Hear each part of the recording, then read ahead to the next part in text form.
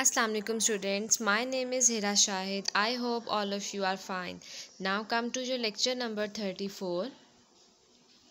Come to your classwork, page number 47 complete.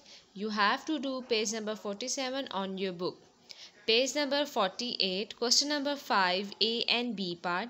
Question number 6, B and C part on your copy. Now come to your diary, page number 48, question number 5, C part. Question number 6, A part on your copies. Now come to the topic of our lecture, multiplication of fraction. It is also very easy. There are three simple steps to multiply fractions. Number 1, multiply the top numbers, which are the numerators, multiply the bottom numbers, which are the denominators, and then simplify the fraction if needed. What does it mean? Look at this. Look at this. In this picture, there are three squares, and in first, the three part of the squares and only two are colored. So the fraction will become the colored part divided by total part. Look at this, 2 divided by 3. And in this square there are 4 total parts and only 3 are colored. So the fraction will come as 3 by 4. Now you have to multiply these fraction 2 by 3 multiply by 3 by 4. There are many ways. Number 1, आप लोग चाहो तो आप लोग ऐसा कर सकते हो. सबसे पहले आप न्यूमिनेटर को मल्टीप्लाई करो. 3 multiplied by 2 is equal to 6 and 3 multiplied by 4 answer is yes 12. So first of all we have multiplied the numerators and then the denominators. Now you can simplify the fraction. Look at this 6 by 12. अब हमें पता है कि 6 और 12 किसी एक table पे आते हैं, तो हम लोग इसको क्या कर देंगे, लोएस्ट टर्म में ले आएंगे. Divided by 2 divided by 2 answer is 3 by 6. अब हमें पता है 3 by 6, 3 और 6 किस एक टेबल में आते हैं, यस 3 के टेबल में आते हैं. तो 3 1s are 3 and 3 2s are 6. So the answer is 1 by 2. आप लोग चाहो तो आप लोग ऐसे भी कर सकते हो कि जिस तरह आपकी फ्रैक्शन है 2 by 3 मल्टीप्लाई बाय 3 by 4. एक आप लोगों का मेथड तो ये हो गया ना कि आप लोगों ने न्यूमिनेटर्स को मल्टीप्लाई कर दिया, डिनोमिनेटर्स को मल्टीप्लाई कर दिया और उसके बाद हमने फ्रैक्शन को सिंप्लीफाई कर दिया. इसके अलावा अगर आप चाहो तो आप ऐसे भी कर सकते हो कि पहले आप फ्रैक्शन की सिंपलेस्ट फॉर्म निकाल लो. Look at this. हम लोग इस तरह से क्रॉस में कटिंग कर सकते हैं. कटिंग मीन आप उसको सिंपलेस्ट फॉर्म में ले आओ. Look at this. 3 1s are 3. दोनों किसके टेबल में आते हैं, 3 के टेबल में आते हैं. इसी तरह 2 1s are 2 and 2 2s are 4. So now look at this. Answer is 1 by 2. 1 multiplied by 1 1 and 1 multiplied by 2, yes answer is 2.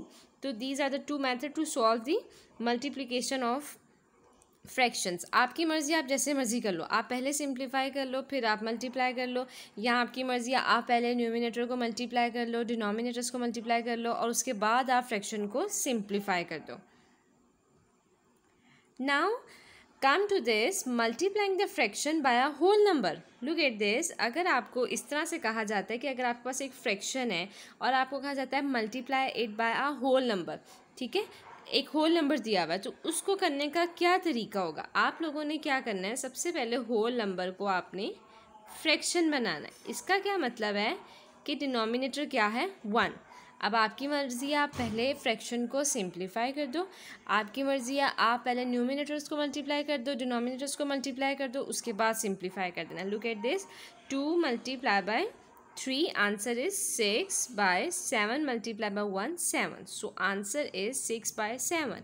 किसी बच्चे ने ऐसे नहीं करना कि 2 को पहले 3 से मल्टीप्लाई कर दिया फिर 7 को 3 से मल्टीप्लाई कर दिया. नहीं, आप लोगों ने जब भी किसी फ्रैक्शन को होल नंबर के साथ मल्टीप्लाई करना है तो आप लोगों ने क्या करना है, उस होल नंबर के नीचे डिनोमिनेटर क्या आएगा, 1. क्या आएगा, 1. Very good. Look at this. अगर हम लोग एग्जाम्पल नंबर 2 पे आते हैं और इसमें हम लोग इसको कैसे फ्रैक्शन बनाएंगे. इसमें 5 जो होल नंबर है इसका डिनोमिनेटर क्या होगा, 1. सबसे पहले हम लोग 5 multiplied by 9 करेंगे। ऊपर वाली फर्स्ट एग्जांपल में हमने इस तरह से किया था कि हमने पहले न्यूमिनेटर्स को मल्टीप्लाई कर दिया था और डिनोमिनेटर्स को मल्टीप्लाई कर दिया था। अब हम एग्जांपल नंबर 2 में ऐसे कर लेते हैं कि हम पहले फ्रैक्शंस को सिंप्लीफाई कर देते हैं। लुक एट दिस, आप लोग क्रॉस में कटिंग कर सकते हो, मीन उनकी सिंपलेस्ट फॉर्म निकाल सकते हो। लुक एट दिस, 5 1 ज़ा 5 एंड 5 2 ज़ा 10। So answer is 9 multiply by 1 9 by 2 multiply by 1 2। It is very easy. Now come to the product of mixed fraction. अगर आप लोगों के पास ऐसी फ्रैक्शंस हों जो कि मिक्स नंबर की फॉर्म में है तो आप लोगों ने उनको किस तरह से मल्टीप्लाई करना है। Look at this, the step for multiplying mixed fractions mixed numbers are change each number to an improper fraction. अब आपने क्या करना है, उनको सबसे पहला स्टेप आपका क्या होगा, to change the mixed fraction into the improper fraction, to change the mixed fraction into the improper fraction. Simplify if possible. आपकी मर्जी है, आप पहले न्यूमिनेटर्स और डिनोमिनेटर्स को मल्टीप्लाई कर लो फिर सिंप्लीफाई कर लो। आपकी मर्जी है, आप पहले सिंप्लीफाई कर लो। Multiply the numerator and then the denominator and in last step you have to put the answers in the lowest term. Now look at this example, multiplying the mix number. Look at this, अब हम लोगों के पास दो ऐसी fraction है जो किस form में है, मिक्स्ड फ्रैक्शन की फॉर्म में। तो हम लोगों ने सबसे पहले क्या करना है, मिक्स्ड फ्रैक्शन को इम्प्रॉपर फ्रैक्शन में चेंज करना है।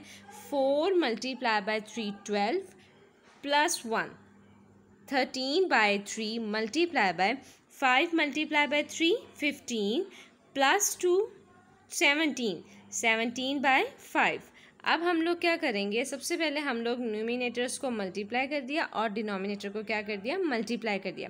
Now the answer will come as 13 multiply by 17 and the product of these two number are 221 and 3 multiply by 5 the answer is 15। अब आप लोग क्या करना है, आप लोगों ने अब आप लोग 221 को 15 पे डिवाइड करो, ठीक है।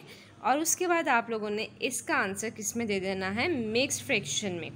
आप लोगों ने जब भी क्वेश्चन सॉल्व करना है तो जब आप लोगों का लास्ट स्टेप हो तो अगर एक फ्रैक्शन जिसमें न्यूमिनेटर और डिनोमिनेटर दोनों किसी एक टेबल पर जा रहे हो तो आप लोगों ने उसकी सिंपलेस्ट फॉर्म निकालनी है। लेकिन अगर वो इम्प्रॉपर फ्रैक्शन की फॉर्म में है तो आप लोगों उनको क्या कर दो, और अगर वो किसी एक टेबल पर नहीं जा रहे हैं तो आप उनको क्या कर दो, मिक्स्ड फ्रैक्शन की फॉर्म में उसका आंसर दे दो। Very good. Now come to this example, हम लोग मल्टीप्लिकेशन के लिए ऑफ भी यूज़ करते हैं। What does it mean, look at this example.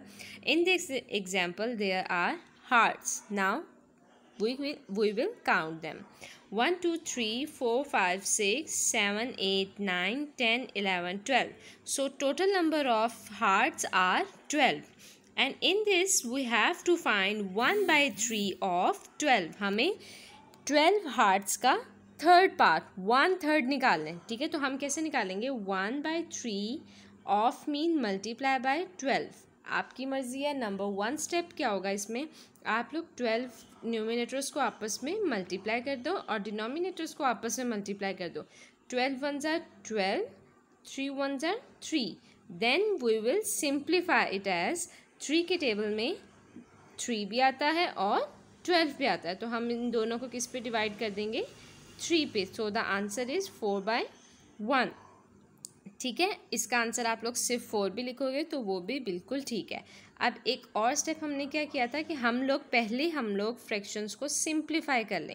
Look at this, 3 1 ज़ा 3, 3 4 ज़ा 12, 4/1। आंसर विल बी 4 और 4/1, इट इज़ सेम, ठीक है। अगर आप लोग होल नंबर लिख दो 4 या आप लोग इस तरह से दे दो 4/1, इन दोनों का मतलब सेम ही होता है, ठीक है।